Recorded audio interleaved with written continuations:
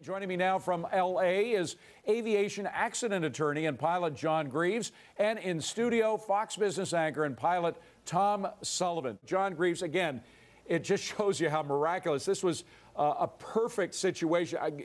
Granted, it was a perfect storm that led to the ditching, but the outcome couldn't have been better, and the man in charge could not have been more experienced. The pilot demonstrated a remarkable piece of airmanship here. First off, no plane should crash on takeoff, particularly an airliner. And the bird strike situation, those engines are supposed to be able to take bird strikes, and this is a very unusual situation.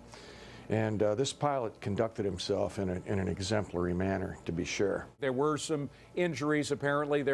Some people noticed people bleeding, but not severely so. They got off the plane in an orderly fashion. Does it surprise you that there were no injuries worse than those we're hearing? Well, I wouldn't be surprised considering the level of excellence in handling this emergency situation. When the plane hits the water, it's going to be pretty violent, and you're going to get banged around pretty good. But if it can be limited to just that, everybody's very lucky, because a lot of times these things end up in fatalities.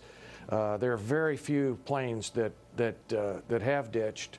I remember a situation where an Ethiopian airliner got hijacked and tried to make what we call a dead stick landing, where the plane's actually being a glider, and it cartwheeled, and most everybody was killed in that. And considering where this happened and when it happened, if this would have happened, several miles off the coast, we'd have a very different outcome.